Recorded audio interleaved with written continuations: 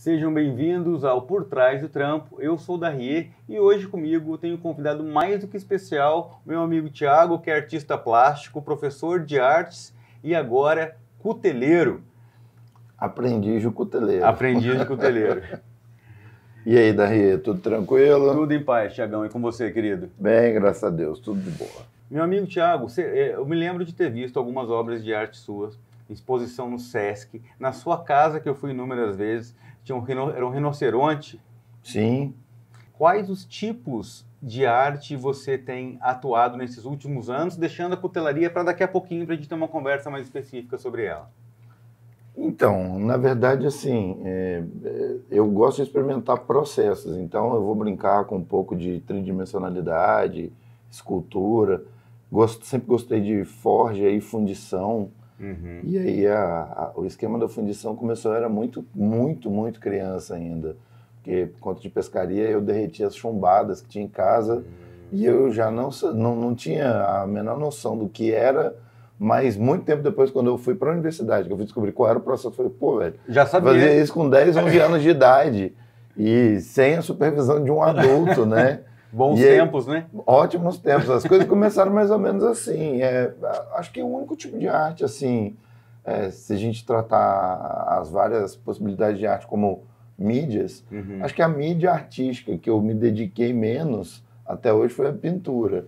Mas eu sempre gostei de processos de gravura, acho muito legal. Eu me lembro de uma máquina enorme que havia no seu ateliê, e que você me disse que foi você quem fez a máquina, era xilogravura? É uma prensa de gravura que serve para xilogravura, calcogravura. Era o tamanho de um carro pequeno.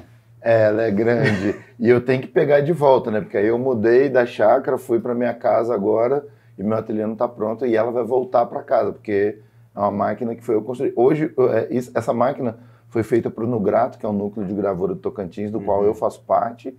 E depois, hoje o Nugrato já tem acesso, inclusive, a outras ferramentas industrializadas, mas na época a gente só tinha essa. E uma das coisas que eu mais curti, quando falaram, vamos fazer o grupo, não sei o que e tal, eu já fazia gravura e tal, já tinha sido monitor de calcogravura, xilogravura e tal. Mas aí quando eu vi que eles precisavam da máquina, eu falei, demorou, tô dentro, eu vou fazer a máquina, vou fazer a prensa de gravura. Cara, me ocorreu uma comparação tão idiota, mas eu vou falar. Se você fosse um Thundercat, você seria o Pantro. Com certeza, aliás, sempre me identifiquei com o Pantro. Eu seria o Pantro, com certeza, velho. Thiago, quando é que a arte apareceu na sua vida? Que nem era arte ainda, era brincar, né? Sim. Continua sendo até hoje. Oh, que coisa. Acho que a melhor parte do rolê é quando continua sendo se divertir e brincar. Quando é que apareceu na sua vida, assim, que você achou legal os processos, como as coisas eram feitas? Cara, sim, é difícil dizer exatamente quando e tal. Eu vou fazer 43 anos esse ano e essas coisas, elas começaram para mim com 8, 9 anos de idade, eu tinha um grande barato de produzir coisas, de fazer coisas, criar brinquedos, construir os carrinhos de rolemã. Foi libertador. Uma vez largaram, jogado na rua, um carrinho de rolemã todo levado, diabos, todo quebrado. Você que é jovem, adolescente, não tem a menor ideia do que é um carrinho de rolemã. Antes de procurar no Google, vamos a conceituação de um especialista. Conta pra galera o que é um carrinho de rolimã, Thiago. Cara, carrinho de rolemã, pra galera que é mais ou menos da nossa geração, era a possibilidade analógica de ser veloz e furioso. Numa ladeira, você largava ele, não tinha freio. Os modelos mais tecnológicos, eles tinham um freio que era feito com um pedaço de pau, ou com 2 alavancas de madeira, ou com um pedaço de chinelo de borracha, uma havaiana cortada que a pessoa espremia na rodinha de trás, assim, para o carro parar. Cara, era o brinquedo veloz e furioso da época. Pô, tô falando década de 80, 90. Aí um dia eu achei jogado no lixo, porque ele estava quebrado e tal. E aí, para mim, aquilo era uma super máquina. Sei lá, 9 anos, 8 anos. Pô, agora, catei e levei pra casa. Sentiu o Michael Knight. Agora, se você tem menos de 40 anos, isso não fez o menor sentido pra você. Nós estamos velhos mesmo, são 2 tiozão. Aí eu levei esse carrinho para casa e aí eu comecei a entender o que precisava para ele voltar a funcionar. Eu já sabia o que era, eu tinha ideia como funcionava, mas eu nunca tinha visto um mecanismo assim funcionando. E eu era bem moleque e, cara, e até hoje, qualquer coisa que eu vou fazer, eu quero entender como que a coisa funciona por dentro. Não importa o que seja. Por isso que a gente já discutiu várias vezes, trocou ideia várias vezes a respeito de processo, que o processo artístico, para mim, a experimentação da técnica e tal, é mágico, saca? Eu acho isso muito legal. Muito por isso, eu não tenho o hábito de produzir peças para serem comercializadas. As minhas peças, elas são um desdobramento dessas pesquisas, a concretização dos processos bem feitos. Desse processo de pesquisa em arte mesmo, que sempre me interessou, e aí depois eu fui para a universidade, tive oportunidade e tal. Logo cedo meu pai sacou que eu curtia essas coisas, ele tinha umas sacolas de ferramenta, e o tempo inteiro eu estava com essas sacolas de ferramenta, já desde criança. A gente pescava muito, a minha história com a pescaria, meu pai, minha irmã e tal, é uma coisa que ela está presente direto no meu trabalho, porque é uma lembrança afetiva muito importante. E aí, onde que começa a exploração do trabalho infantil? Como eu gostava, tinha habilidade de fazer as coisas, na época a gente morava numa região próxima ao mar, a gente pescava de praia, pescaria de praia no mar. Não é aqui igual no Tocantins, nas praias de água doce, não, no mar mesmo, água salgada, aquela coisa que tá... Então a gente ia e, cara, a gente pescava com umas varas de bambu que tinham uns 3,5 metros, 4 metros de comprimento, uns molinetes enormes assim. Porra, era espetacular. Só que quem fazia as varas antes era o meu pai. Aí um dia ele sacou que eu tinha a manha de fazer, e aí ele nunca mais fez uma vara de pesca. E eu passei a fazer as varas de pesca, os acessórios que a gente usava para pendurar os peixes, as chumbadas, e tudo isso... automaticamente essa compreensão de como que as coisas funcionam acabaram migrando para o campo da arte. Essa ideia de querer entender como é que é por dentro. Fugindo um pouco da arte, ou sem fugir muito, eu vi você falando do seu pai, eu achei muito massa. Você acha que o tipo de relação, nem sei, mas o tipo de relação que você tem estabelecida com o seu pai, ela foi fomentada de certa forma por esses trabalhos manuais que vocês faziam em conjunto, aquele supervisão, enfim, essa esfera do trabalho manual com fazer vara e que se estende hoje até a cutelaria, isso o seu pai tem um lugar nesse rolê? Tem um lugar importantíssimo e até hoje... eu chamo meu pai, meu pai treinou eu e meu irmão desde muito novo para não chamá-lo de pai. A gente chama ele pelo nome, Vitinho. Chama Vitor, a gente chama ele de Vitinho. Vitinho e tal. Vitinho já tá um senhor de cabelos brancos e tal, cervejeiro, cínico, figura. Eu sou a extensão disso tudo. E até hoje, Vitinho, como ele mora no Rio de Janeiro, meu irmão mora em Campos, no mesmo estado, a 400 km de distância, ele acabou de estar lá no final de semana passada. E quando o Vitinho vai para Campos, para casa do meu irmão, que também se amarra em fazer as coisas, tem ferramenta e tal, eles ficam lá nesse rolê e Vitinho fica lá. Entre uma cerveja e um tiragosto, eles estão lá, sei lá, reformando um móvel, fazendo uma cadeira. Sem sombra de dúvida, isso sempre foi um elo de ligação. Na infância a gente não tinha essa dimensão. A gente ia mesmo pela curtição da pesca e tal, e tudo era brincadeira, e criar os objetos de pesca sempre foi um grande barato meu. Eu pegava livros antigos de pescaria, que tinha alguns livros, e porra, da época do livro, revista antiga, e eu via as paradas e eu tentava, pô, mas aqui não tem isso, como é que faz? Não existia essas coisas de fácil acesso em loja e tal. E ele ficava inventando as coisas e passa você mesmo no YouTube? Que velho! Ó, de verdade, se lá na década de 90, assim, em 1990, tivesse o YouTube, eu tava na NASA hoje, velho. Certeza que eu tava na NASA, porque é um lugar que eu aprendo muita coisa, assim. E na época a gente não tinha. Ou você tem alguém para consultar, e isso é um vínculo muito forte, que a gente acabou desenvolvendo muito com o Vitor, com o meu pai e com o meu irmão, por conta da gente querer entender como que são as coisas. E Vitor sempre foi muito cínico, e ele sempre gostou de fazer algumas coisas, mas ele dava umas trapaceadas no processo, às vezes não era bem aquilo que ele fazia, mas ele fazia as paradas. Então, eu cresci vendo isso, e eu sempre achei isso o máximo. Só que, numa determinada fase, aí em 93, no meu aniversário, a gente estava andando, a gente sempre caminhava pela beira-rio da cidade de Campos dos Goytacazes, no interior do Rio, e na beira do Rio Paraíba, assim, tinha algumas lojas de ferragem e tal, umas ferragistas. E eu babava quando eu passava em frente a essas lojas que tinham umas vitrines, e dentro de uma das vitrines, eu não esqueço, velho, tinha uma maleta da Bosch, uma maleta metálica da Bosch, cinza, que vinha com uma furadeira Bosch, um suporte que ela virava um esmeril, não sei o que e tal. E tudo isso dentro de uma maleta, que você podia fazer mil coisas. E aí eu fiquei namorando essa caixa de tampão. Aí quando eu fui fazer 13 anos, o Vitor perguntou o que eu queria. Uns 6 meses antes eu já levei ele na loja, eu falei, esse é o meu presente de 13 anos. E ele comprou, velho. Ele foi tão cínico que ele comprou. Ele falou, porra, o moleque quer uma furadeira?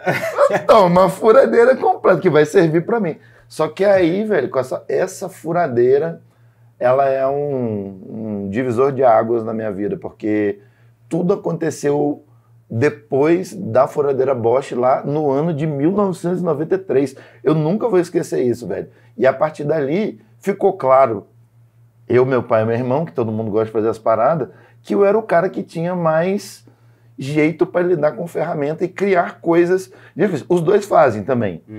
Mas eles trapaceiam em umas partes dos processos. Como eu gosto muito de processo, eu procuro caprichar no processo, faço tudo certinho, refaço e tal. Eles, às vezes, têm um pouco de pressa. Isso se estabeleceu a partir de 1993. E daí pra frente, velho, as coisas foram acontecendo e em 96 eu fui fazer... tinha um senhor bom pra cacete de desenho na cidade, que dava um curso de desenho. Na época custava R$25. Era até caro, porque o real tava, isso era em 94, né? Meu amigo, 4.750 o RV. 3.750. 3.750? Eu acho, ou 2.700, sei lá, nós estamos velhos, faz tempo Deixa, pra cacete. Ninguém vai, a gente pode falar 1900, o que a gente foda-se, ninguém que a gente sabe o que quiser. E aí, me perdi. A gente estava falando sobre... do curso de desenho lá, Obrigado, que custava 25 pau e tal. E aí eu fiz o curso. Era um velhinho chamado Barroso, tinha uma barbona assim, meio Leonardo da Vinci. Velhinho embaçado, mas bom de desenho, um ótimo professor. E aí em 96 eu fiz um curso com esse cara e aí comecei a desenhar. Fazer desenhos com grafite mesmo e focado em fazer retrato, reprodução de fotografia. Pegar uma fotografia de alguém e fazer ela ampliada em grafite. Lápis 6B e tal. E fiquei brincando com isso um pouco e tal. E pintei uns cenários no meio do caminho para festas de... peças de teatro. Fazia coisa de festa, decoração de festa, painel. Hoje, a galera chega em qualquer gráfica e manda plotar uma parede adesiva. Usa, tira, arranca fora. Antigamente, você tinha que achar uma fulana que tinha o motivo daquela festa pintado em tecido. Geralmente pintado daquele modelo, sabe? Aquele coelho da Páscoa da Deep Web. Exatamente, o coelho de Chernobyl, né? E aí eu fazia essas coisas, eu ficava...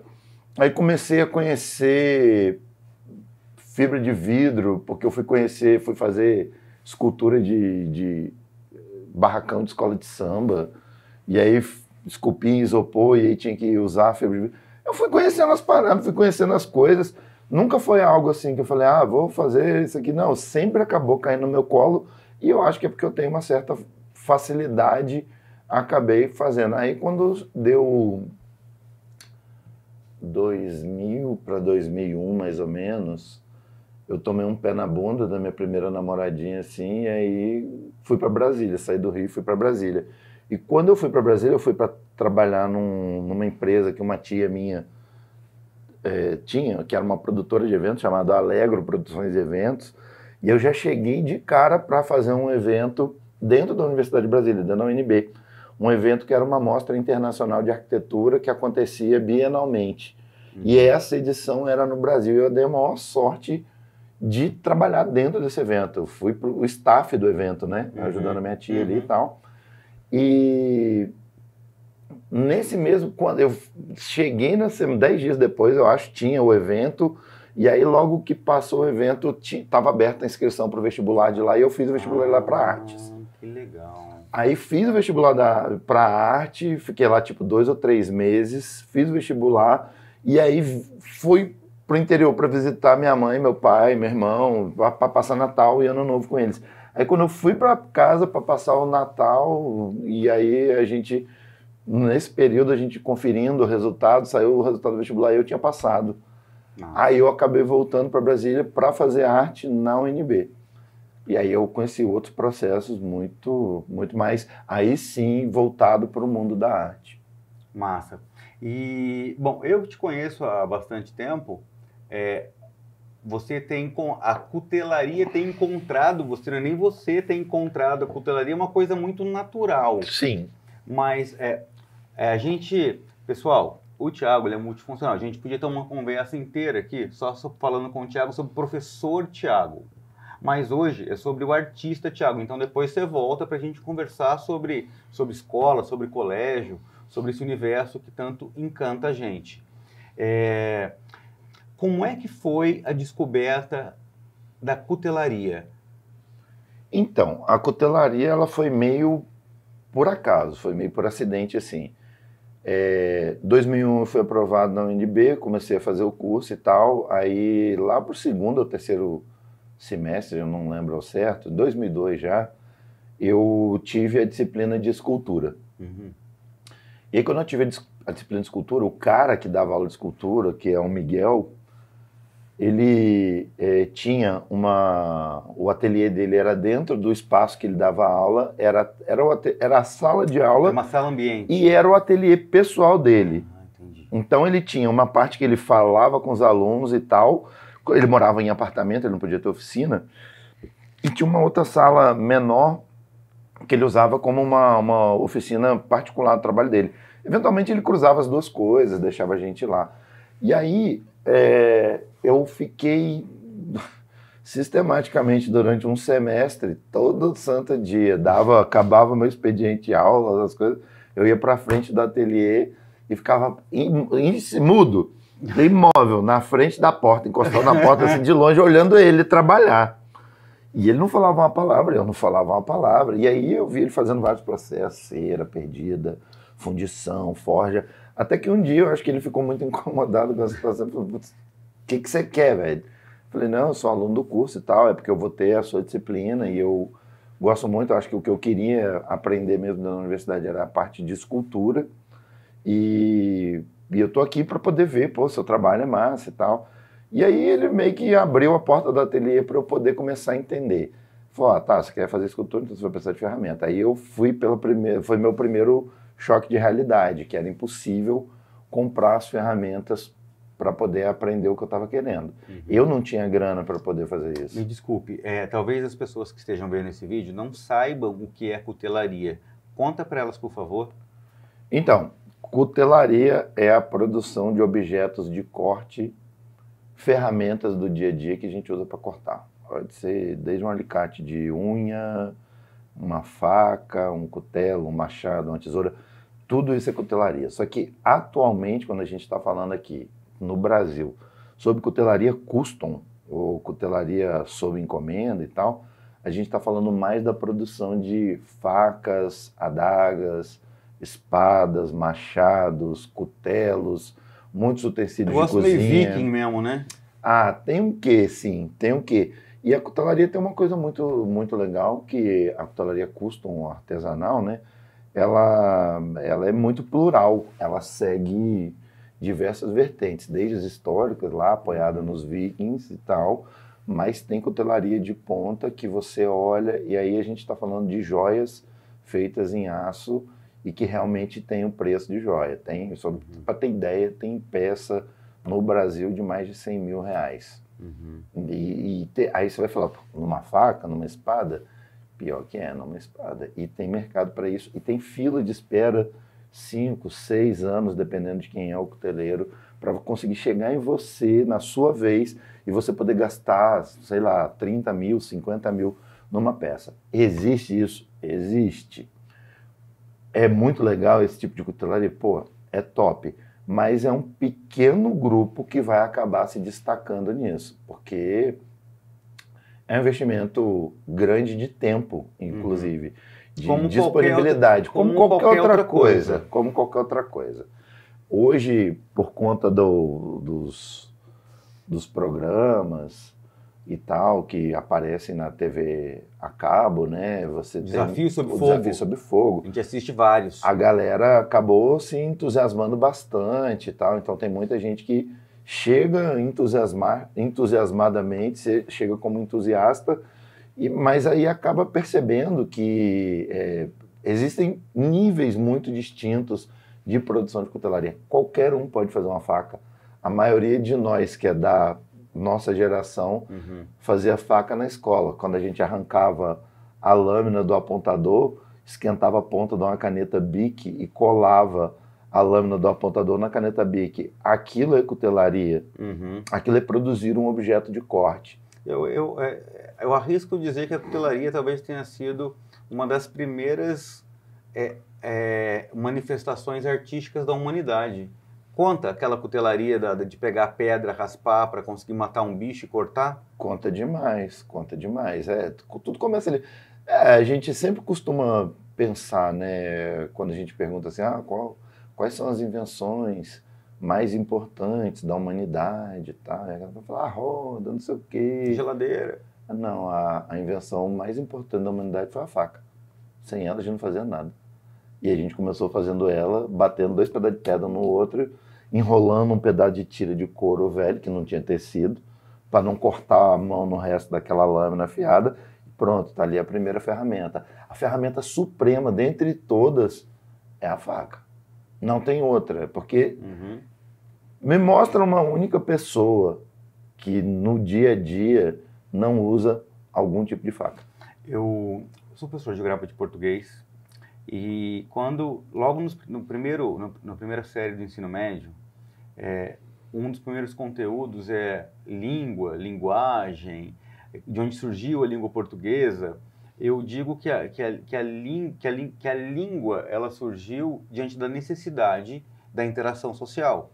Eu moro numa caverna, você mora em outra, não existe língua, os bichos pequenos acabaram de ter que pegar um bicho maior, eu vou lá, aperto a campainha da sua caverna, eu aponto pro bicho, e se você falar, mano, eu tenho uma faca, você vai virar o meu melhor amigo de infância. É mais ou menos isso. É mais ou menos. Então, quase que igual até hoje. Cara, antes mesmo de eu ver o Desafio Sob Fogo e coisa e tal, eu não sei se você já assistiu Game of Thrones. Sou super fã, vi toda a série, vi de novo. Eu também. Se passa episódio perdido, eu vejo. Não importa se está no começo ou no final, eu vejo, eu me amarro, acho top. Até em Game of Thrones, as espadas tinham nome. Sim. Aquele rei odiado lá, aquele moleque, filho de uma égua, eu não me lembro. Dos Lannister. O filho da loira lá, enfim. Ele tinha o choro da viúva, e tinha a da Arya Stark, que era uma espada fina, ponta de agulha. Então sempre existiu uma relação afetiva do homem para com a sua ferramenta de trabalho. E na cutelaria custom atualmente também tem essa coisa de dar nomes às peças. Você teve lá em casa recentemente, eu te mostrei uma faca que é a primeira que eu comprei, que chama Peregrina. E ela tem um porquê de chamar Peregrina, porque uma das peças dela faz uma guarda que é numa espécie de concha, e o cara que batizou aquilo ali é um cara que tem ligação com Santiago de Compostela e tal. E a concha é o símbolo dos peregrinos. Então, tem toda uma simbologia, assim, não são coisas que acontecem aleatoriamente. Tem gente que do nada falando, você chama fatiadora, beleza. Mas essa tradição que tinha, que é mostrada em Game of Thrones, curiosamente, apesar de ser fantasia, mas ela resistiu ao tempo. E hoje, em 2022, a gente ainda tem gente que produz objetos de corte numa bigorna e depois eles têm tanta personalidade, esses objetos, ao ponto de serem batizados, de terem um nome. Isso é muito doido, é um link que Sim. não se extinguiu ao longo do tempo. A coisa do desenvolvimento das ferramentas, e aí eu vou tratar a faca daqui por diante como uma ferramenta, e a ferramenta suprema, ela consegue, de certa maneira, se a gente for ver o desenvolvimento da história, por exemplo, das peças, a gente consegue entender o próprio desenvolvimento humano Sim. ao longo da trajetória histórica, saca? E isso é muito legal quando a gente começa a entender isso. Não, e outra coisa que eu acho que deve ser interessante, não tenho certeza porque eu não sei do que eu estou falando, eu imagino que para cada região de um país, ou de um continente, ou do mundo, tenha as suas facas, vou dizer assim, características. Sim.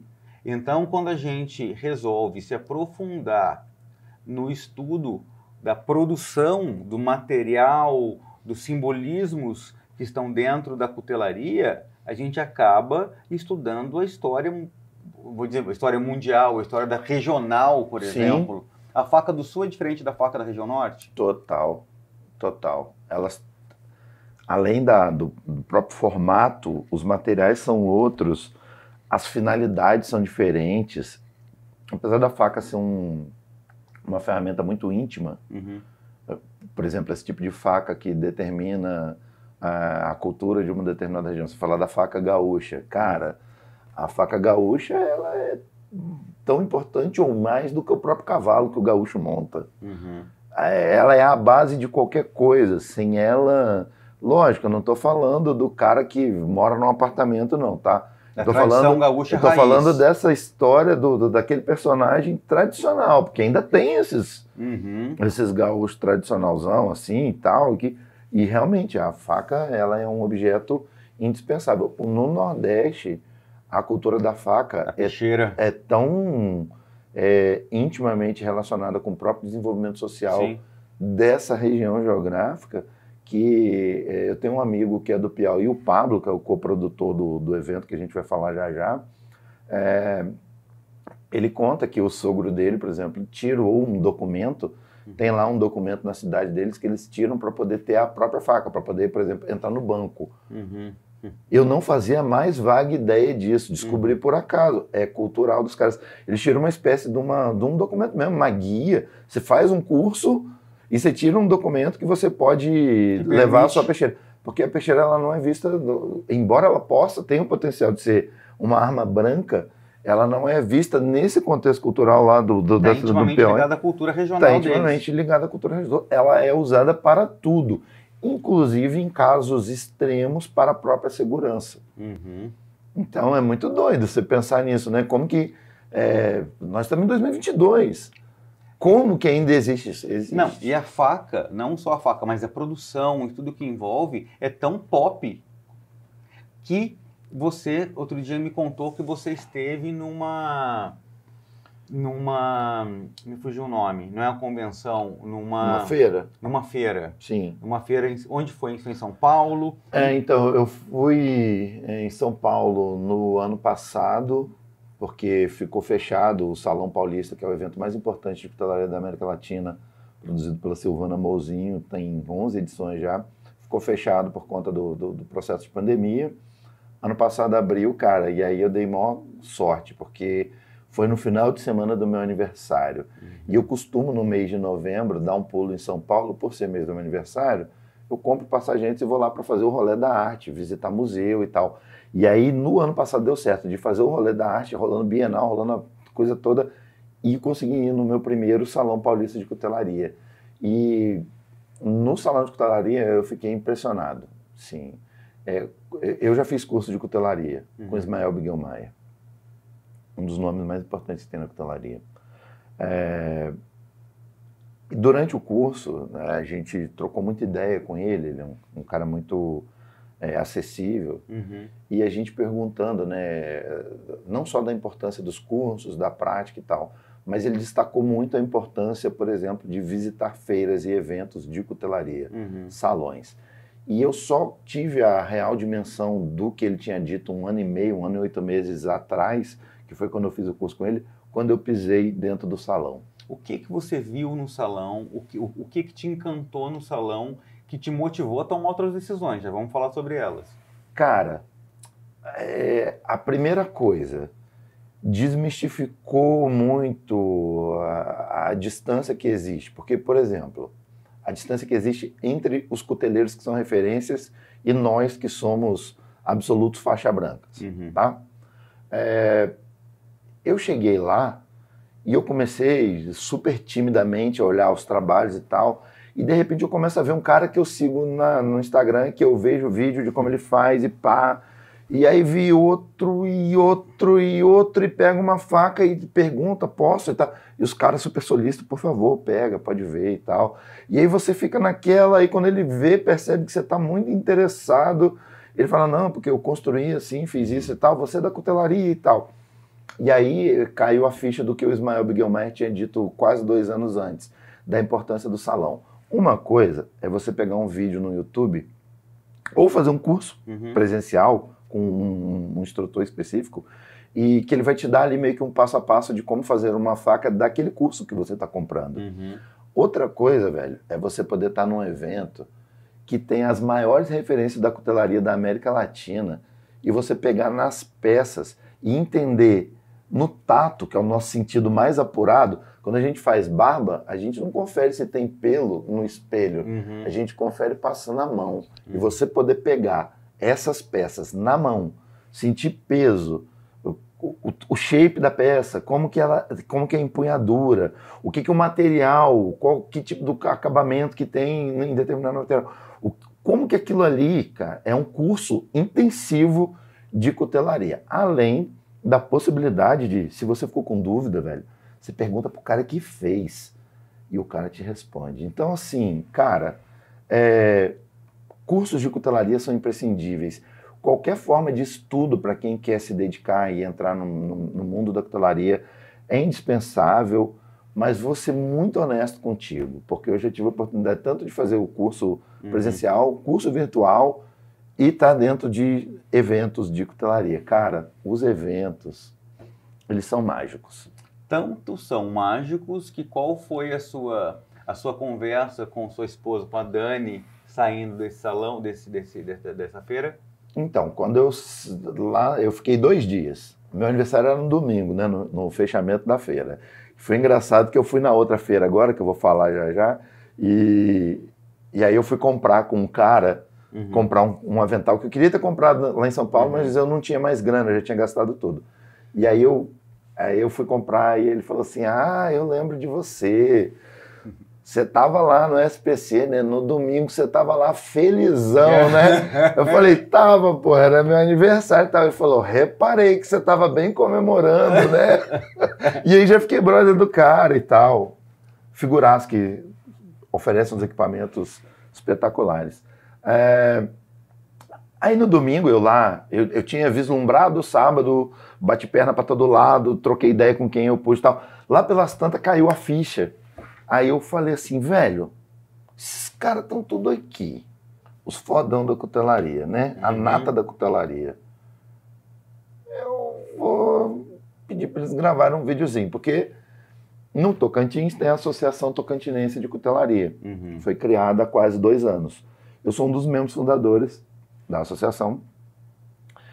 E quando eu abordava esses caras, a gente tem um grupo de WhatsApp, quando eu abordava esses grandes nomes da cutelaria, e eu chegava bem na real para eles, falava, meu nome é Thiago, eu vim lá do Tocantins e tal, não estou falando em nome da associação, mas lá a gente tem uma associação da qual eu faço parte, e você se importaria de gravar um videozinho de 26 segundos aqui dentro do grupo, dando um salve para a galera lá, porque todo mundo acompanha vocês e tal. E aí mandei essa letra só nos caras que são os caras mais importantes. Fui no Borchá, fui no Franco, fui no Esfredo, o próprio Ismael, eu topei com ele lá e tal, fui no GB Cutelaria. Esses nomes que eu tô falando, para quem tá tentando entender alguma coisa de cutelaria, sabem do que eu tô falando. Todo mundo vê esses caras, procura esses caras. E os caras tiveram a manha, velho, De pegar lá, oi, tal, beleza, galera de Tocantins, que legal que vocês estão aí. E aí eu já fui gravando e mandando no grupo da associação, né? Aí a galera viu isso, ficou super empolgada, ficou super feliz e tal. E no domingo, isso foi no sábado que eu gravei. No domingo eu ainda gravei uns 2 videozinhos. Eu fiquei lá habilitando, comemorando meu aniversário, e todo mundo, que da hora! Aí eu vim de lá com a ideia que, velho, tem que ter um evento desse mais perto. Se o Tocantins tem cutelaria, tem uma galera que está se dedicando, está estudando. E tem muita gente com interesse de descobrir o que é porque assistiu nos seriados ou O Desafio porque... Sob Fogo, Sim. né? Aí eu já voltei de lá e falei, velho, é massa o evento, mas porra, não dá pra gente fazer um bonde toda hora, sair lá do Tocantins e vir em São Paulo. Ou ir no Sul. Agora, 20 e poucos dias eu fui no Sul, na FKS, a Feliz Knife Show, que foi uma feira que quem é o produtor do FKS é o Ismael, nosso professor aqui no Tocantins, o patrono da cutelaria tocantinense moderna. Quando a gente fala essa observação da cutelaria moderna, é porque com certeza absoluta, em algum momento, a gente já teve cutelaria tradicional aqui nesse estado. A gente ainda não conseguiu chegar nessas fontes históricas, mas eu sou um dos que está pesquisando. Tem mais gente pesquisando sobre isso, para entender qual é a origem daqui. Provavelmente a gente vai achar alguma resposta para essas perguntas da origem da cutelaria no Tocantins em natividade. Eu pensei agora perto dos currais, porque na minha cabeça tem a ver com ferradura, tem a ver com ferreiro, ou não tem? Tem a ver sim, mas é assim, a oficina é quase a mesma. Mas cada um acaba se especializando numa coisa. Você vai ter ferreiro é que na minha, que faz tudo. Falando historicamente, eu sou de um pitaco, certo? Então lá atrás é possível que o cara, que há 200 anos atrás, o mesmo cara que fazia ferradura... Sim. Eu imagino que a gente deve ter mais material sobre isso em natividade. Porque natividade, ela aqui no final do século XVII, começo do XVIII, foi um polo de mineração. Uma vez a gente foi fazer um evento lá em Natividade, o Pablo, voltando para nossa conversa, o Pablo estava na mesma turma que eu, e aí, como ele sabe que eu gosto dessas coisas, né, sou da bigorna, aí ele voltou com uma parada, me deu de presente, assim, ele achou uma argola perdida lá na rua, assim, que era feita por um ferreiro, um pino para bater numa madeira com uma argola, coisa de casa, assim, algum intensificador. Totalmente feito na ferro. Eu tenho isso até hoje, eu guardei esse objeto.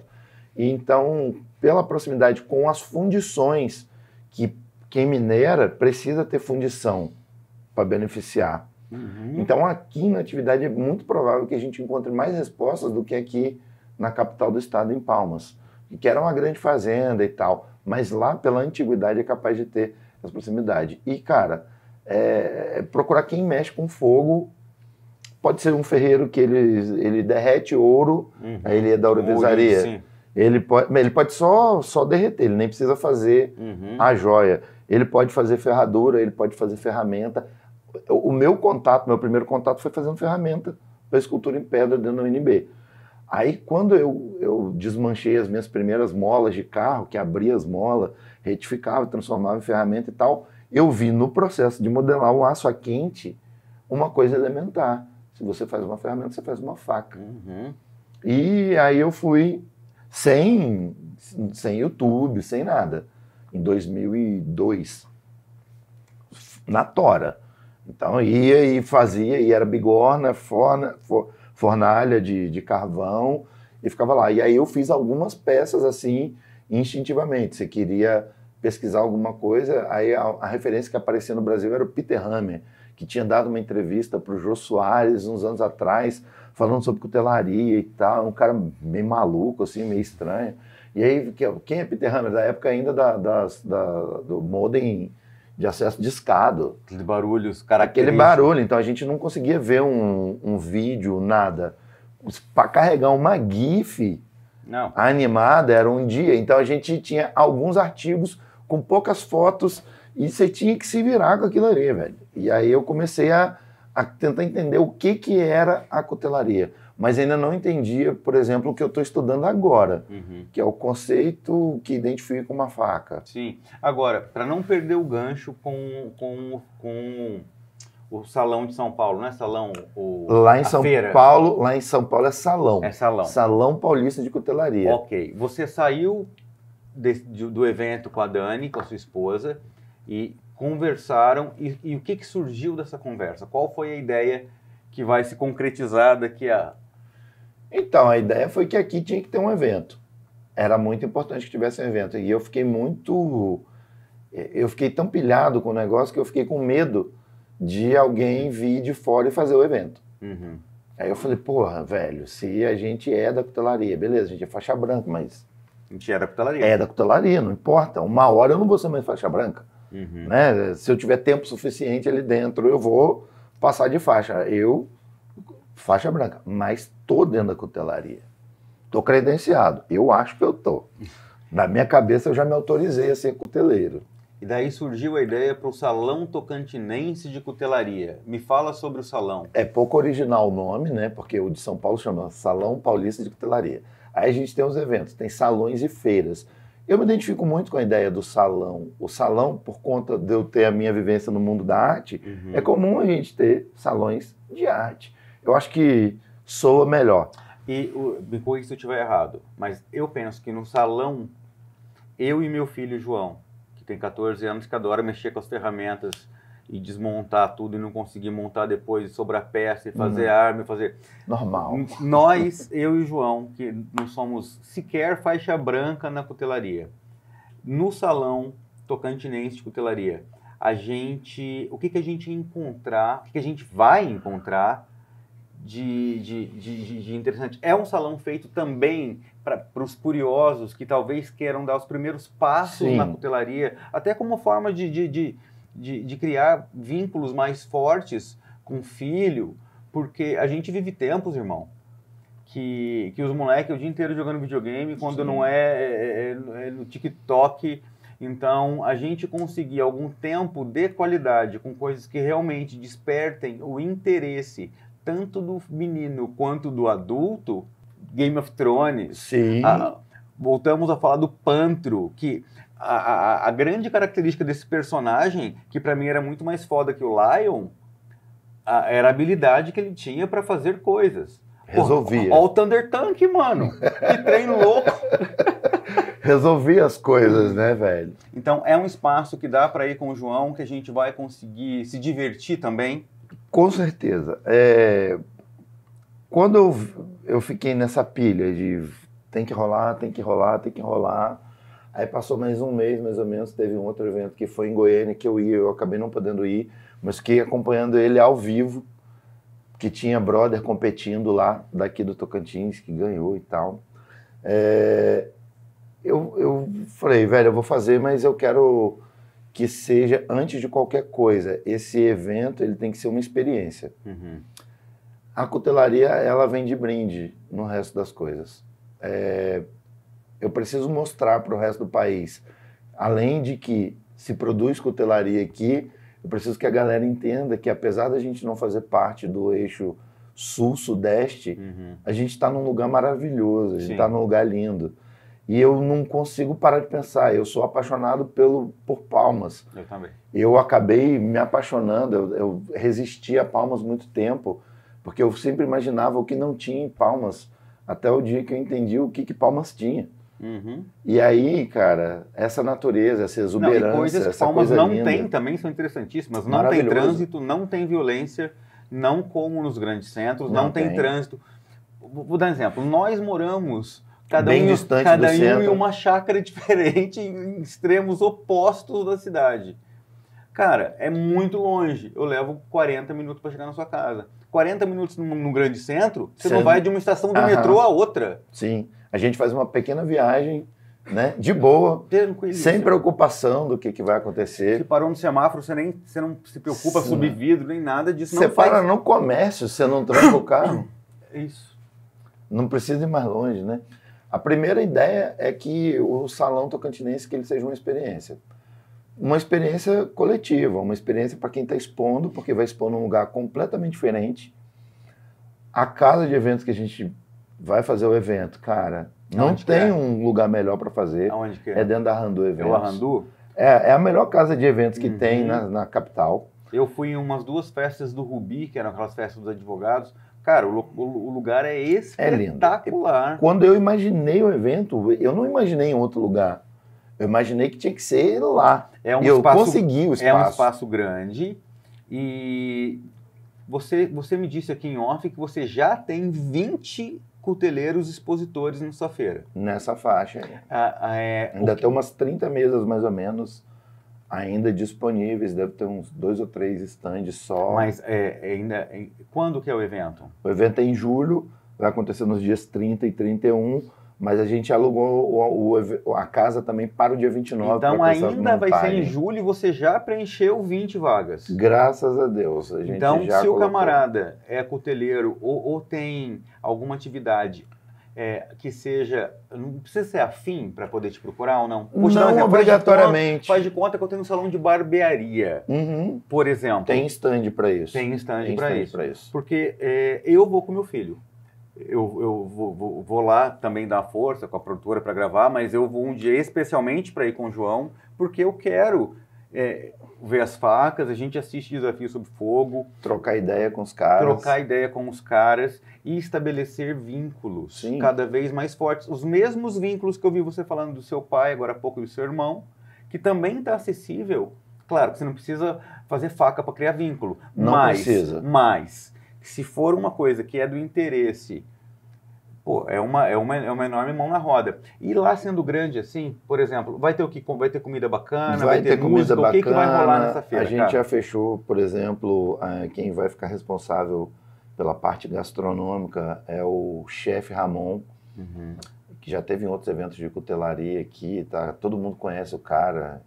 Então, ele é o cara dos... Que tem um flutuante, que faz uns passeios com uns... Faz defumações, faz uns churrascos diferentes. Eu ouvi falar dos hambúrgueres artesanais. Com defumador e coisa e tal. Ele vai estar lá atendendo essa parte gastronômica aí. A gente vai ter o pessoal do Antigo Mobilismo também lá, expondo os carros antigos. Isso é massa. A gente ainda está aguardando a resposta do pessoal de motoclube, mas como eles são uma galera muito próxima do Antigo Mobilismo, quarta-feira agora a gente tem reunião com os caras para poder tentar fechar junto com eles. A gente vai ter uma grande distribuidora de bebidas aqui da capital que vai estar envolvida também no evento, fazendo essa cobertura. Afinal de contas, a gente está em julho, que é o verão tocantinense, aquele calor maravilhoso. Então a gente vai ter um espaço que vai ter chopp gelado, comida boa. A gente está tentando montar também agora, está só esperando a confirmação para a gente ter um espaço kids, porque os eventos de cutelaria, eles são muito família. Não, eu tô vendo eles são absoluto família. Eu estou ouvindo você falar e eu estou pensando, eu não sei se eu vou estar excluindo o resto do público, mas como o meu caso específico, somos eu, minha esposa e meu filho, o João de 14 anos, eu vou achar... Eu estou aqui em Palmas faz 16 anos. Até hoje, eu não ouvi dizer de um evento que fosse misturar tantas coisas legais, não só do universo tipicamente masculino, que isso está acabando, não existe mais esse negócio, e essa mas foi uma preocupação que eu tive. Essa foi uma preocupação que eu tive. Quando a gente fala de juntar esses públicos, a galera que faz chopp artesanal, gosta de carro antigo, né? Geralmente a gente está falando só dos homens, só da cuecada, né? O evento não, o evento está pensado para um evento para a família. Isso eu vou te relatar aqui. Aqui em casa, esse rolê de que homem é quem dirige, homem é quem mexe nas ferramentas, isso já foi por terra faz tempo. Eu acredito. Eu te conheço. A Luana dirige melhor que eu, tanto que não sei se vocês já perceberam, mas nos lugares que eu chego, eu vou me sentindo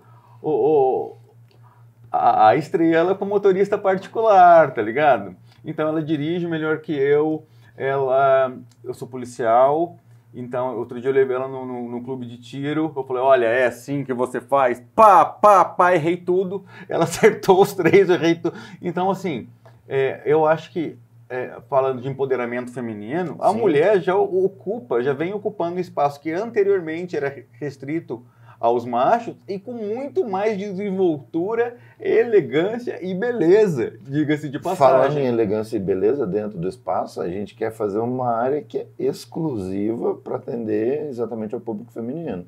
Então, a gente tem, além das empresas que são parceiras, que compram espaço dentro do evento, a gente tem 2 empresas que são bem importantes para permitir que a gente produza uma parte do evento, que é um prêmio que vai ser diferenciado e tal, que são bem importantes, que foram as 2 empresas que estão pagando esse prêmio. Então, um é um escritório de advocacia. Qual escritório? Do meu amigo Adriano Leite, doutor Adriano Leite, que é um brother da cutelaria, é um dos amigos que a cutelaria trouxe para minha vida. E a outra empresa é justamente a empresa da esposa dele, que trabalha com estética e tal. Dentro do evento, a gente quer colocar, inclusive, a gente está vendo a possibilidade de, entre esses stands, ter algum relacionado à parte de estética e tal. Nossa, então, vai bombar, velho. O evento, ele tá pensado para todo mundo, saca? Não é só para... A gente ainda não sabe de que maneira ela vai poder estar dando stand com massoterapia, que são algumas das coisas que e esse mundo anda tão moderno que a gente vai ver as mulheres mexendo com as facas e os machos fazendo massoterapia. Podólogo e tal. Porque essa semana, inclusive, foi engraçado que o Adriano mandou uma foto pra gente e ele estava fazendo um procedimento. E aí, 4 homens no grupo, né? E ele mandou a foto. Todo mundo falou, eu quero. E a gente queria, velho. Ia ser legal. Então, assim, você me perguntou mais cedo, né? Quando a gente estava em off, assim, o que você pensou? Antes de qualquer coisa, que seja uma experiência. Uhum. Que seja um primeiro contato com essa coisa exótica de pensar que, o Tocantins e tal. Quando a gente esteve em São Paulo, que eu fui lá no evento e tal, a gente pegava Uber para um lado e para o outro e tal. Cara, aí trocava ideia com a galera lá, falava, Tocantins. Eu não tenho ideia de onde é o Tocantins, ninguém sabe o que é. Para muita gente, o Tocantins é só uma corrutela no meio do mato. Uhum. É quase uma corrutela no meio do mato, mas é uma corrutela maravilhosa. Que continuem pensando assim. Que continuem pensando assim, porque, galera, para quem não é do estado, para quem não mora nessa capital magnífica e tal, vocês não têm noção da qualidade de vida que a gente tem aqui, velho. Aqui um trabalhador que tem lá suas 2 horas de almoço e tal, se o cara tem um veículo próprio, uma moto, qualquer coisa, uma bike, ele dá conta de almoçar em casa e voltar. Se bobear, dependendo da distância, ele ainda tira uma soneca e volta para o trabalho. Se liga só. Poucos lugares do mundo tem essa possibilidade. A gente mora numa capital que tem isso, velho. Para quem não sabe, a esposa do Thiago, a Dani, ela foi minha chefe em uns 2 colégios que eu estudava. E um dia eu fiz a besteira de dizer que eu entrava às 8 da manhã e que eu acordava às 7h40. Dela, tá explicado. Mas aqui permite isso. Permite. Oi? Você trabalhava. Que eu trabalhava. Falei que eu trabalho? Você estudava. Que eu trabalhava. Enfim, que eu trabalhava. E aí eu acordava às 20 para as 8, 7h30, para estar no colégio às 8 horas. E dava quase sempre. Palmas tem essa possibilidade, uma coisa que as pessoas não sabem. E aí vai estar disponível. Infelizmente, a gente não vai poder oferecer isso que eu vou falar aqui agora para todo mundo que vai estar no evento, mas para uma parte dos expositores e tal, a gente tem planejado um passeio no Lago de Palmas, no flutuante do Chefe Ramon. Então, é um rolê gastronômico no Lago de Palmas no último final de junho. Você que mora aqui, como que é junho aqui em Palmas? O pessoal se empenha muito em curtir as épocas de praia aqui. Aqui é top, velho. Aqui é top. Aqui é bonito o ano inteiro, mas essa época é particularmente mágica. Você vê aquele monte de arara passando. E o pôr do sol. Nossa, no lago. Para qualquer lado que você aponte, pode ser o celular mais peba, mais xixelento. Para onde você aponta, parece que você está usando um filtro, de tão bonito que ficam as imagens. Velho. Cara, o Tocantins é uma joia. Tocantins é uma joia mesmo, de verdade. Eu tenho a grata satisfação de, nos últimos anos, sei lá, 5, 6 anos, eu tenho podido morar às margens do lago do Tocantins. Verdade. E essa foi uma tomada de decisão. Você hoje mora numa chácara Porque eu vi você morando numa E chácara. você já pôde experimentar uma chácara quando a gente morava lá na outra chácara, e a gente já conversou muito sobre isso. Eu saí da sua casa querendo saber se tinha casa para alugar. Você tinha vizinho, né, Sim. no mesmo condomínio e tal. E hoje, quando eu cheguei aqui, você falou que dificilmente você voltaria para a cidade. Cara, só se fosse obrigado voltar para dentro da cidade para morar num apartamento tal. Mas eu sou enlouquecido com as belezas naturais do Tocantins. Eu tenho a possibilidade de, como eu tô na beira do lago, velho, eu chego no final da tarde, eu ando até a margem ali, aquele visual. Se eu fosse cuteleiro, ou se eu tivesse algum tipo de negócio e eu não morasse no estado do Tocantins, eu não perderia essa oportunidade de vir para o salão como expositor, de alguma forma de vir para poder experimentar aquilo que me prende ao Tocantins há 16 anos. Eu vim para o Tocantins em 2005, não sei fazer contas, se eu errei as contas, me desculpem. Eu vim para o Tocantins em 2005, eu não volto mais, eu não saio mais daqui. Eu cheguei aqui um ano antes, eu cheguei aqui em 2004. Cheguei aqui em junho ou julho de 2004, cheguei no auge do calor, assim. Então, se eu tivesse um negócio que coubesse no evento, que coubesse no salão, eu viria para experimentar uma cidade que é uma capital com vida social de bairro. Sim. A gente vai ao mercado, você encontra um deputado, você encontra o cara famoso, você encontra não sei quem, todo mundo se conhece. Você leva pouquíssimo tempo para qualquer lugar que você vai. Para qualquer lugar que você vá, não tem, quer dizer, não é que não tem. A violência, ela é indiscutivelmente mais baixa do que em qualquer outro estado, capital do Brasil. E tendo um salão, você poder chegar e experimentar o seu ramo de atividade. Sim. Porque eu vejo muita gente, por exemplo, meu primo veio morar aqui no Tocantins, ele é médico, a gente morou em São Paulo juntos e ele veio para cá. Porque são cidades grandes, não oferecem mais um tipo de vida. A qualidade de vida que a gente tem é impagável, velho. É impagável. Aqui, é difícil tentar fazer as pessoas que não são daqui entenderem que de repente você está dirigindo na reta ali da 304, da Feira do Bosque, que é onde fica a antiga prefeitura e tal, e de repente passar uma raposa no meio do trânsito. A galera não entende. Você está de boa, parou no semáforo aqui, na época que está com os IP, aí quando você espanta tem 2 tucanos, porque tucano come IP, né? Arara é o dia inteiro, na Arara a gente não conta, é igual pardal, né? Aqui na chácara, que fica 7 quilômetros do centro, a gente tem macaco, tem arara, tem pica-pau da cabeça vermelha, tem 2 que infernizam nossas manhãs, tem 2 pica-paus da cabeça amarela. Que bicho mais que a gente tem aqui? Tem iguana. Tem cobra. Cobra, enfim. Cara, outro dia eu tô lá no pier do condomínio lá, pescando, que é da onde eu pego peixe. Peixe ótimo, inclusive. No quintal de casa. E aí tô lá pescando, de repente eu olho pra trás, assim, na prainha, passando um tamanduá bandeira do tamanho dessa mesa, assim, velho. Andando, assim, no quintal. Aí já fotografaram veado campeiro, tudo ali. Bugio, macaco, tudo que você puder, mas tá tudo ali. Tá tudo dentro da cidade. Então, quando eu falo da coisa da experiência, é porque eu duvido que qualquer cuteleiro desse país vá num evento que tenha um cenário como o que a gente tem a oferecer. São Paulo é muito massa, a Silvana Mouzinho faz um evento top das galáxias. No Sul tem muita tradição, o pessoal fazendo a feira da AGC e tal. Eu fui na FKS agora, na Cidade Feliz, uma cidade linda, um evento magnífico e tal. Mas, galera, sem falsa modéstia, não tem cenário bonito igual do Tocantins para ter um evento desse nessa época do ano, no auge do nosso verão. Então, assim, a cutelaria, no final das contas, por que eu falo que a gente quer que seja uma experiência? Porque a gente está usando a cutelaria só como uma desculpa para poder juntar todas essas outras coisas.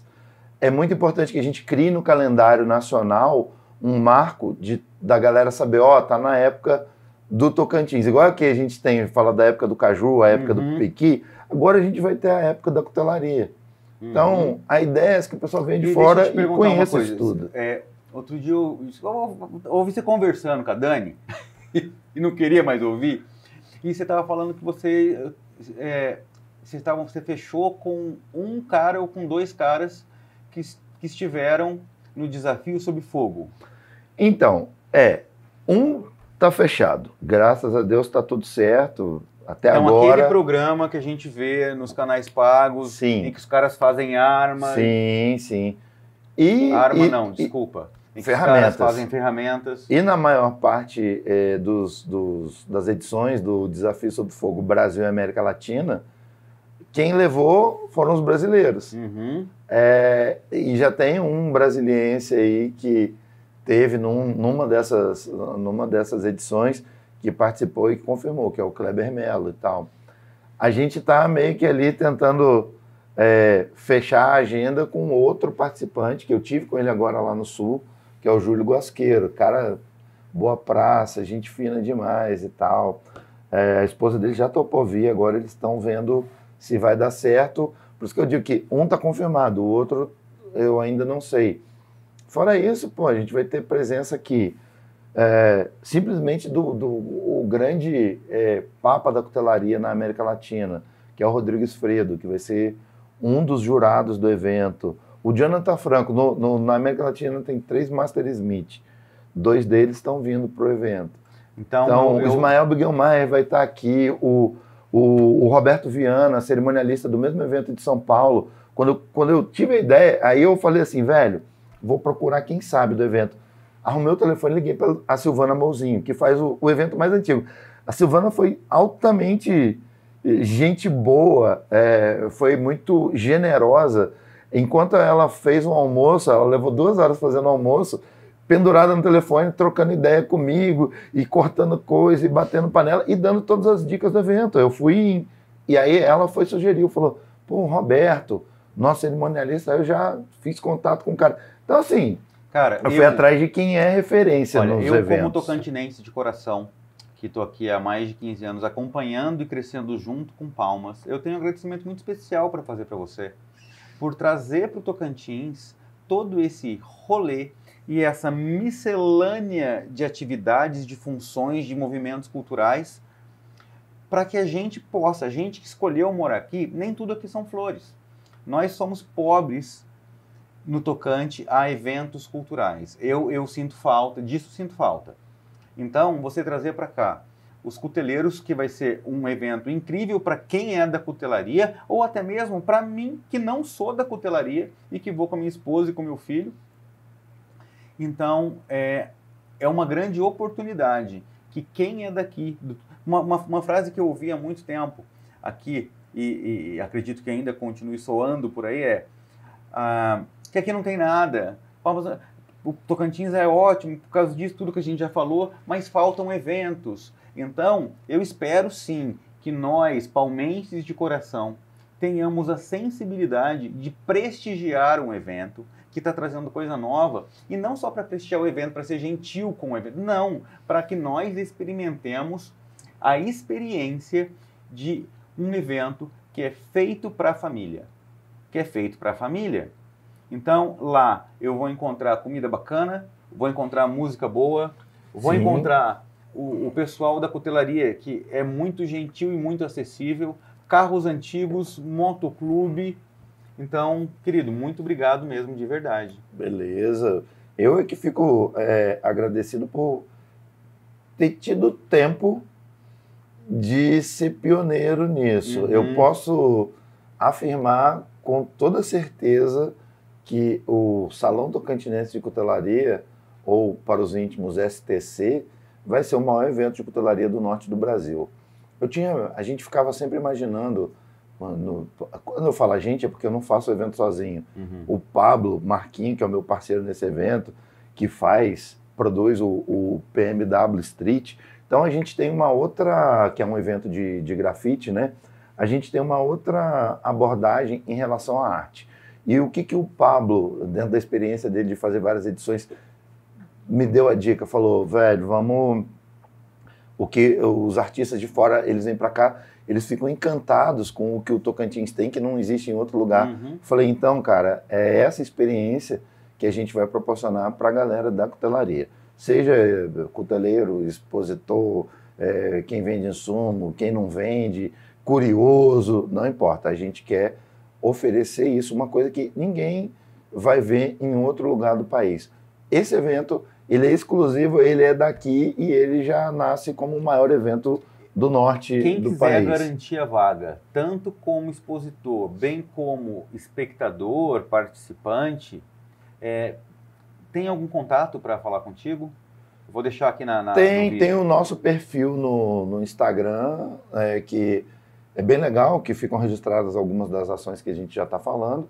E também direto comigo, posso colocar via seu WhatsApp. Contato aqui? Posso colocar Tranquilo, pode colocar. Então está aparecendo na tela agora para você o contato do Thiago, mandar um WhatsApp aí para fazer parte desse evento. Outra coisa que eu não posso deixar de falar antes da gente encerrar é que, além desse hall de coisas inéditas que a gente está trazendo para um evento de cutelaria, a gente ainda, por conta dos nossos 2 grandes patrocinadores, a gente ainda está colocando 2 premiações em paralelo acontecendo dentro do evento. Qualquer evento, salão, feira de cutelaria que você vai encontrar uma exposição competitiva, que vai ter lá uma série de categorias, faca de cozinha, faca de campo, faca gaúcha e tal. E aí os cuteleiros chegam, então, inscrevem a faca. A gente pode acompanhar isso acontecendo ainda? O público vai poder ver ainda 2 competições em paralelo. Esse rolê é como se eu estivesse sentado com a minha cadeirinha lá no Desafio Sob Fogo, tomando meu sorvete, esperando ver quem que vai ganhar. Comendo um sanduíche artesanal e tal, aquela coisa toda. É mais ou menos isso. Aí, em qualquer evento de cutelaria hoje no país, a gente tem as premiações regulares, que são categorias pré-definidas com regras muito claras de o que vai estar sendo avaliado, como vai estar sendo avaliado, e aí o cuteleiro chega e se inscreve numa dessas categorias. Se a faca dele estiver de acordo com o que está sendo pedido e tal, e ele for melhor que os outros, ele leva um troféu, beleza? Essa é uma competição, acontece em todo lugar, vai ter aqui também. É o prêmio regular de dentro do salão. Só que a gente está trazendo um prêmio que é inédito, que é em grana, velho. Que é uma competição paralela a essa, onde a gente vai colocar 3 categorias distintas, melhor iniciante, melhor faca em carbono e melhor faca em aço damasco. Com carbono, aço carbono e aço damasco. Então, iniciante, carbono e damasco, respectivamente pagando prêmios de 5 mil, 10 mil e 15 mil reais. É uma grana. É uma grana. Só que, quando a gente imaginou isso, a gente não queria simplesmente fazer uma premiação em cash para a galera. Tem a parte importante? Tem. Mas qual é o objetivo? Esse prêmio chama Prêmio Acervo. Por que Prêmio Acervo? A única condição para que esse prêmio seja ofertado é que ele tem que cumprir alguns requisitos. Por exemplo, a gente tem que ter no mínimo 4 facas competindo em cada categoria. Beleza? Certo. E uma vez que você, que é cuteleiro, expositor e tal, resolva colocar sua faca para a competição, você vai assinar um documento dizendo que você abre mão da sua peça. Que independente de você ganhar ou perder, a sua peça passa a figurar dentro de um acervo que a gente vai fazer circular em exposições itinerantes pelo país, inclusive em outros eventos de cutelaria. Então o nome do cuteleiro vai rodar por todo o país junto com uma peça de autoria dele. Exatamente. Então, independente dele ter ganhado ou não, se ele participou da competição, se o objeto dele, se a ferramenta dele cumpre os requisitos da categoria iniciante, ou melhor carbono, ou melhor damasco, e aí é meio que um jogo de roleta. Ele vai apostar a ficha dele. O que é a ficha dele? É a faca dele, velho.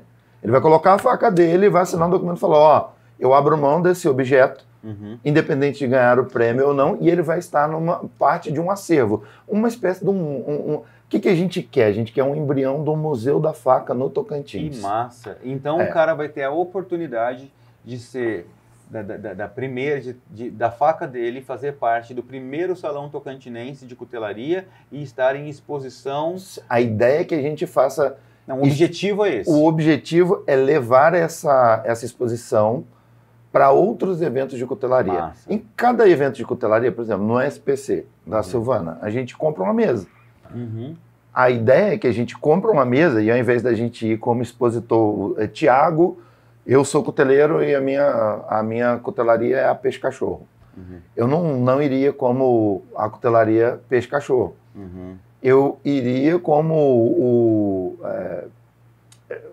como chama quem guarda, o fiel Curador. depositário, o curador, o fiel depositário daquele acervo que foi construído a partir do Salão Tocantinense. Então a gente compra uma mesa num outro evento de cutelaria e leva o nosso acervo para expor, para divulgar as facas que passaram por dentro desse evento. Então eu percebo que o Salão Tocantinense de Cutelaria é o embrião de um projeto muito maior. Bem maior, mas a gente precisa começar em algum lugar. Sim. E a gente resolveu começar.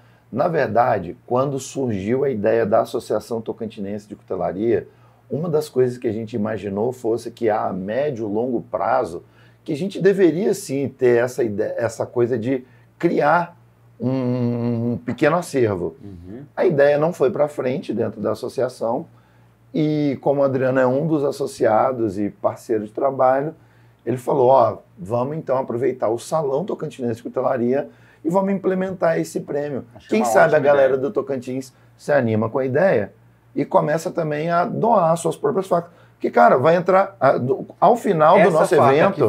que vai aparecer para inúmeras pessoas. Se alguém tiver um interesse, gostou da faca, vai entrar em... Como aquela não vai estar à venda, que é do acervo, não vai, é do acervo. Vai entrar em contato com o cuteleiro. Tá? Sim. Acabou. É isso, a ideia é bem simples. Tudo assim. O jogo do ganha-ganha. É o jogo do ganha-ganha. O cuteleiro geralmente, os cuteleiros, de um modo geral, eles são muito seguros sobre o seu próprio trabalho. Sim. Eu acho que é uma ótima oportunidade. Seguros apegados ou seguros Muitos existe aqui no seguros. Tocantins essa expressão. Não. Muitos seguros no sentido de confiar no próprio taco. Sim. De saber da excelência do seu próprio trabalho. Uhum. E eu acho que é uma grande oportunidade dele confrontar toda essa segurança em relação ao trabalho dele com outros cuteleiros que são tão bons quanto. Não, vai ser... E está participando de um evento. A gente vai fazer... network é muito interessante. Com certeza. Independente do número de objetos que a gente tenha e tal, se a gente conseguir ou não fechar alguma dessas categorias, todas as facas que vão ser premiadas nas categorias regulares do salão, ao final do evento a gente vai construir um catálogo digital free para download, para a galera poder ter acesso, tanto quem participou como expositor, quanto quem viu o evento ou quem não sabe nada. Quer saber o que rolou no evento Tocantinense? As melhores estão aqui, você vai lá e baixa um catálogo e está disponível para todo mundo. Tá. Duas coisas, uma que você falou agora que me chamou a atenção, então, só para finalizar. Se eu chegar lá com o João, com o meu filho, com a Luana, e eu quiser aprender cutelaria, e não cutelaria no nível faixa branca, quiser começar a fazer minha faca com meu filho, eu consigo essas informações que me permitem fazer esse rolê lá no salão? Com certeza absoluta, porque lá a gente vai ter todos os níveis da cutelaria.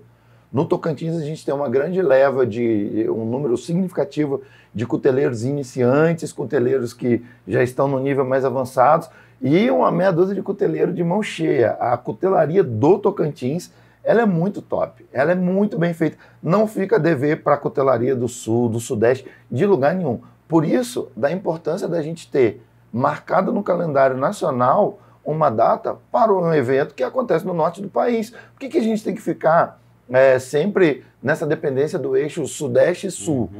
A gente tem qualidade. O que foge um pouquinho disso é Goiânia, porque ali você está no Centro-Oeste e já tem. Então, assim, vamos chegar cada vez mais para cima no país, vamos dar espaço para essa galera, porque em termos de qualidade, o trabalho não fica nada a dever. Você vai conseguir falar com cuteleiros que estão há 2 anos na cutelaria, 1 ano na cutelaria, você vai falar com cuteleiros que estão há 10, 30 anos na cutelaria.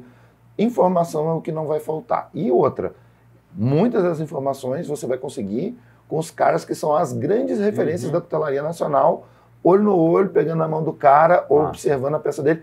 O mesmo impacto que eu tive quando eu tive lá no SPC pela primeira vez. E eu falei, cara, eu tinha aquela coisa que os caras, eles são celebridades da cutelaria. E, portanto, quando a gente vê alguém que sabe que é uma celebridade, aí a gente fala assim, porra, é inacessível, é difícil tal. E pelo contrário, velho, a galera da cutelaria é absolutamente solícita, disponível e generosa. Então, vai sem medo, leva o menino, dá uma volta, pega as facas, analisa, pergunta, troca ideia, porque para o expositor isso é muito importante. Claro que é. É o enaltecimento do trabalho dele. Em arte, quando a gente trabalha com arte, a gente fala que tão importante quanto produzir obras de arte é a gente ter um trabalho de bastidores, que é formação de público. Se você não tem a formação do público, provavelmente o público não vai saber como apreciar, o que apreciar. Então, esse evento ele é muito didático nesse sentido. A gente quer explicar tintim por tintim o que é essa tal dessa cutelaria. Meter o pé na porta do Tocantins na cutelaria. Que tanta gente faz até programa, o povo torce, por que uma peça custa isso, por que a outra custa tão... tem diferença de valores tão significativas. É isso, é democratizar o acesso ao que é essa tal dessa cutelaria artesanal, cutelaria custom. Tiago, meu querido, muitíssimo obrigado. Eu sei que você é um cara que dorme cedo, que acorda cedo. Você está aqui tendo essa conversa comigo, tá subvertendo os seus costumes diários. E eu ainda vou para minha viagem para atravessar a cidade de Palmas e daqui a menos de uma hora eu chego a 40 km de distância. Gente, só no Toca que a gente pode fazer isso. Tiagão, muito obrigado, querido, por trazer esse evento para cá, por ter a coragem de peitar um evento que é tão importante para nós, tocantinenses, que somos, de certa forma, carentes de eventos culturais e que realmente agregam laços familiares, um lugar que dá para ir com a família. Para quem é cuteleiro, para quem já é da arte, para quem não é, mas quer conhecer, muito obrigado pelo projeto, pelo seu salão e por estar aqui comigo, conversando, batendo esse papo comigo. Obrigado mesmo, Tiagão. Agradeço a você. Sei que você vai estar no evento junto com a gente, fazendo toda a parte da captura do audiovisual, porque assim, a gente pensa fora da casinha, a gente quer desdobramentos da cutelaria. Para quem acha que está envolvido no mundo da cutelaria, limita simplesmente a fazer faca, vou dar aí uma dica para a galera, vai bem além disso. Estar envolvido com cutelaria é qualquer coisa que você faça para trazer esclarecimento sobre o que é essa arte que já teve risco de ser esquecida e agora, felizmente, voltou à moda e todo mundo curte, é super interessante e acaba criando esses vínculos afetivos entre as pessoas. A cutelaria ela é uma grande família, ela é uma grande confraria, uma grande irmandade e tal. Então, tem essa coisa que é muito legal. E, nesse sentido, eu queria agradecer a todo mundo que já aderiu ao nosso projeto, aos cuteleiros do Tocantins, aos cuteleiros de fora do Tocantins, que já garantiram mesa, que já garantiram stand, as empresas que vão participar com a gente, tem empresa de fora, tem empresa daqui, aos nossos patrocinadores, que sem eles a gente não teria possibilidade nem de criar a premiação do Prêmio Acervo, nem tampouco de criar esse embrião, essa semente do que vai ser futuramente o Museu da Faca do Tocantins. Agora é só um pequeno acervo, mas uma hora virou um museu.